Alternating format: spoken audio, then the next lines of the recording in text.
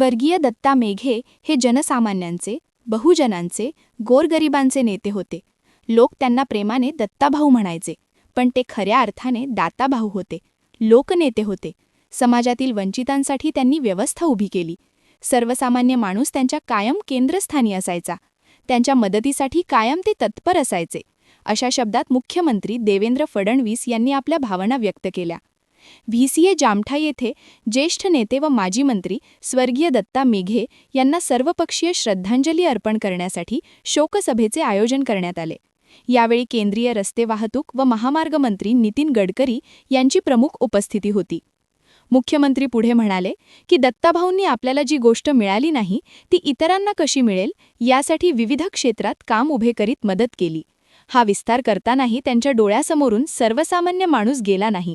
संस्था उभ्या करतानाही त्यांनी गुणवत्तेशी कधी तडजोड केली नाही. आरोग्य, शिक्षण, सहकार अशा प्रत्येक क्षेत्रात आपला विस्तार गुणवत्तापूर्वक होईल असा विचार केला. अशा प्रकारचे नेते फार कमी पाहायला मिळतात, असे मुख्यमंत्री फडणवीस यावेळी म्हणाले. स्वर्गीय दत्ता मेघे यांची कर्तृत्व दर्शविणारी 2 स्मारके नागपूर आणि वर्धा येथे लवकरच निर्माण करण्यात येणार असल्याचे मुख्यमंत्री देवेंद्र फडणवीस यांनी यावेळी सांगितले. सर्वसामान्य गोरगरिबांची सेवा करण्याचा दत्ताभाऊंचा वारसा पुढे नेण्याचे कार्य या माध्यमातून होईल व स्मारकाच्या निमित्ताने पुढच्या पिढ्यांना त्यांचे स्मरण होईल, असे मुख्यमंत्री श्री फडणवीस यावेळी म्हणाले. केंद्रीय मंत्री नितीन गडकरी यांनीही आपल्या भाषणात या स्मारकांचे सुतोवाच केले. लोकनेते दत्ता मेघे यांनी राजकारणात असतानाही पूर्ण वेळ समाजकारण केले. अशी माणसे दुर्मिळ असतात आणि दत्ताभाऊ राजकारणातील दुर्मिळ व्यक्तिमत्व होते. या शब्दात केंद्रीय रस्ते वाहतूक व महामार्ग मंत्री नितीन गडकरी यांनी दत्ता मेघे यांना श्रद्धांजली अर्पण केली. क्या हुआ बहू? माँ, पाइल्स की बहुत तकलीफ हो रही है. तो तुम गुदरोग सर्जन के पास क्यों नहीं गई?